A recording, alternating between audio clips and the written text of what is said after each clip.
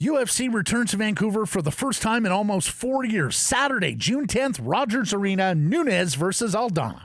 Well, for the first time in nearly 4 years, the UFC is coming back to Canada, and for the first time in nearly 9 years, a pay-per-view card in our country. It is Saturday at Rogers Arena. It features 6 Canadians, including our next guest.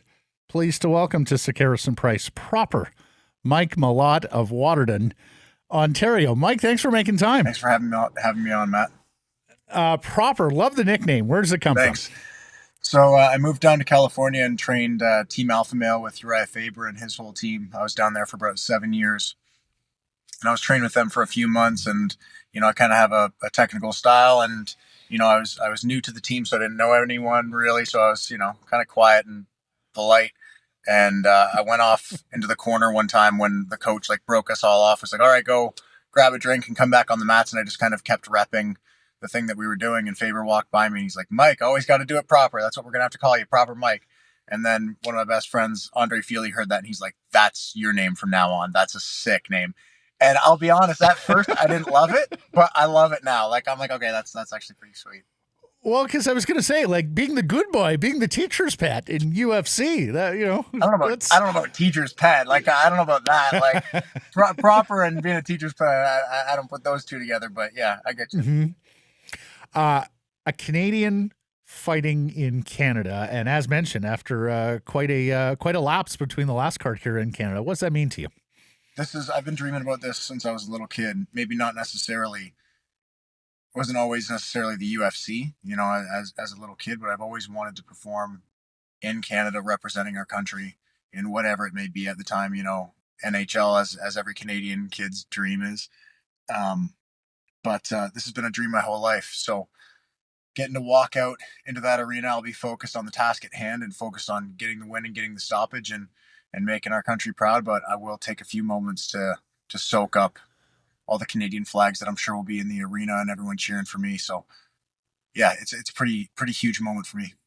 And you were draped in a Canadian flag last year when you beat Mickey Gall in your UFC debut. Yeah. The post-fight interview, Mike, was just incredible with Joe Rogan. You said it was a moment you've been waiting for since 2005, my man. That's 17 years waiting in the fight game. Tell us about your journey. Took the long road. I didn't win a couple of quick, easy fights and then get boosted up too quickly. I took the really long road. 2005, we had a small family martial arts gym, Brown's Martial Arts in Watertown, Ontario, and it was close enough for me to walk. So I'd walk there as a teenager and get all the training I could, and that was my first start in MMA. Then into getting into some more serious MMA gyms, Iron Tiger Muay Thai in Ontario, now House of Champions. Moved out to Halifax for school and trained out there at Titans MMA and some other gyms. Came back to Ontario briefly before moving down to California to train at Team Alpha Male. It was, right after university. I was like, okay, if I'm going to actually do this, I need to do this properly. I can't, I can't half-ass this. I can't kind of just get training that's near me. I need to know what the best are doing. I need to know what different elite guys in the world are doing. And I kind of went down there, and that was kind of like my second university, was my MMA university. Was learning from all these elite world-class fighters and then eventually coaching these guys. I took 3-year hiatus from competition, actually almost 4 years. It ended up being a hiatus from competing in mixed martial arts. And I became one of the head coaches at Team Alpha Male, a team I had been a fan of for years. Just kind of accrued knowledge, accrued experience, made the UFC walk about 20 times with other UFC fighters, cornering guys in fights. And then eventually that fire came back and I really wanted to compete in MMA again.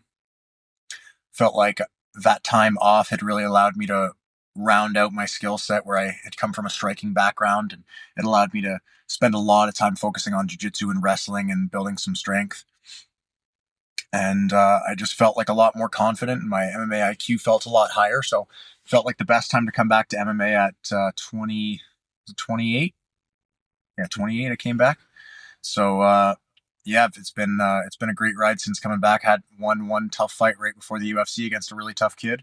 Then got Contender Series, won that one, got signed, won my debut, and won my last fight, all 4 by first round stoppage. And so yeah. brought me to today. Well, But you've won 5 in a row. but now I'm back in Ontario training. I train full time in Ontario. Got 4 gyms in Ontario I'm training at, so I've got some of the best in the country helping me along this journey now. Mike, I read that during that journey, you worked in construction, worked as a laborer, insurance company, and as you mentioned, were training guys and took nearly 4 years off. Was there ever a moment where you thought, okay, maybe this isn't going to happen for me as a fighter? Maybe I'll just be a cornerman, just be a coach? That was the plan. Yeah, I was planning on just coaching. I was, I think honestly, I was just burnt out, and things in life change, and you go from being 15, 19, 21 and thinking you're invincible, and you begin to recognize your own mortality and how short life is. And sometimes things change. And it did for me, to where I was like, you know what? I don't know if I really need to fight.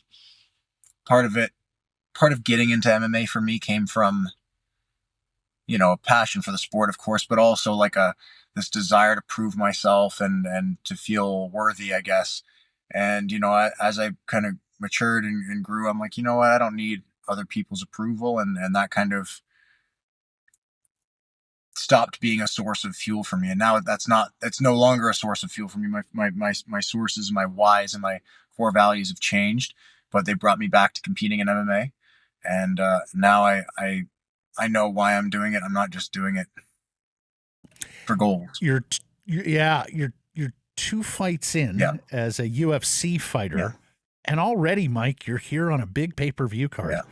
In Vancouver. I'd call it a meteoric rise, but of course we just chronicled it hasn't been a meteoric rise, but specifically in UFC, what does it mean to you? You're already getting this billing this early on? This is incredible. I'm sure a lot of people could view this as pressure that the UFC is putting me in this place, but I'm viewing it as privilege. I'm so privileged to be able to have this position in the UFC.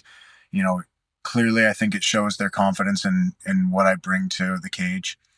And I'm not viewing it as anything more than that, like I am getting these opportunities because of the things that I'm doing. I'm getting these opportunities because I win fights, because I'm doing the right training, because I put the right work in, and I make sure every stone is turned, and I make sure every question is asked. I really am diligent and relentless in my pursuit for excellence in as a martial artist and as a fighter. So why feel like there needs to be any added pressure? Like, I'm doing the right things. That's why I have these opportunities. So I feel very grateful for this opportunity. I'm really happy that the UFC's pumping me as kind of the final Canadian on the card. I take it as a great honor. 9-1-1 as a professional, unbeaten in 6, won 5 in a row. What's been the secret to your success there?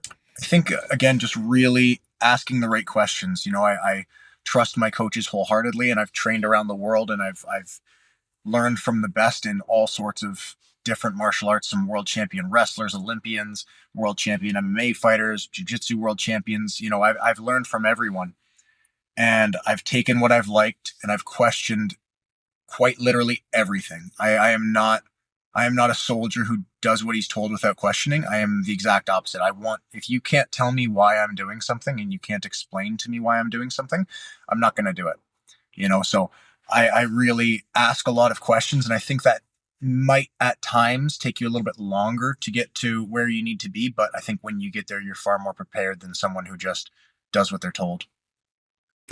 It's 2 straight first-round finishes. I'm sure that's your preference. Is that what you do when you get in there? You're looking at end fights early, and how do you think you'll hold up if you do have to go the distance here on the weekend? I'm always looking for a stoppage. Like objective number 1, of course, is get the win, but very shortly behind that is get a stoppage. If the fight ends up going 15 minutes, I'm okay with that, but I always want a stoppage. I think it's kind of funny that all my wins are first round so far, because I think I get better as the fight goes on, and just no one's really seen that yet. So as far as the question of like, well, what happens if it passes the first round? I'm like, great. It's only going to get worse for you, man. Like, I get better as the fight goes on. So if you're lucky enough to be stopped in the first round, then you're saving yourself a lot of trouble. Tell us about your opponent. What kind of fight are you expecting? I don't focus on my opponent too much. I know what I need to know about him. We've studied him, and I have respect for him. He's an elite level fighter and certainly belongs in the UFC. He's well-rounded. He brings some unique attributes to the fight, including just his length, and he stands southpaw, so stands lefty. he brings a lot of interesting problems to the fight. However, when I see him fight, I also see several opportunities for me to take advantage of. I see him making mistakes. I see him at times getting desperate. I see him making not necessarily the best choices. Some choices where, especially as the fight goes on, I'm like, that's not what I would have done there. And I think I'm one of the best in the UFC at capitalizing upon mistakes. So I think that's why, although I know I get better as the fight goes on, as the fight gets deeper, I've got 9 first round stoppages in my 9 wins. And I don't think it's because I'm trying to get out of the fight as quickly as possible. I think I'm just good at either seizing opportunities when people make mistakes or creating opportunities and forcing guys into dilemmas to make poor decisions. Well, for your sake, I hope he continues to choose poorly. Thank you. On the weekend. Lastly, Mike, 6 Canadians are on this card. As we mentioned, we're a few weeks away from Canada Day, but it sounds like it could be a big Canadian love fest at Rogers Arena with the crowd getting behind you guys. A word or two on being able to participate in this watershed event with UFC back in Canada now following the pandemic. Mm-hmm. Sorry, what was the question? Just what it's like to participate in this big Canadian card here as the UFC returns to Canada. Yeah, I mean, we've got an army going out. It's not just me and a couple of coaches heading out to this fight, which I've done plenty of times and I'm happy to do in the future. But right now, there's Jasmine Jasdavicius, who's on my team on Niagara Top Team. We fought on the same card last time, and we went through fight camp and fight week together, and it was just amazing. Now I have 2 more teammates, Deanna Belbita and Kyle Nelson, both fighting on the card. They're both out of House of Champions, my striking gym. So there's going to be 4 of us going through this together, so we'll have each other to lean on. We'll have multiple, not just 2 or 3 coaches. We're going to have like 8 coaches out there, all being able to lean on one another. We're having a bunch of teammates coming out. So this isn't just a regular fight week. This is, our team versus everyone else. Yeah, well, we're all looking forward to it here in Vancouver. Thanks for the time here today, Mike. Wish you best on the weekend. Have at it. Thank you, Matt. Appreciate your time.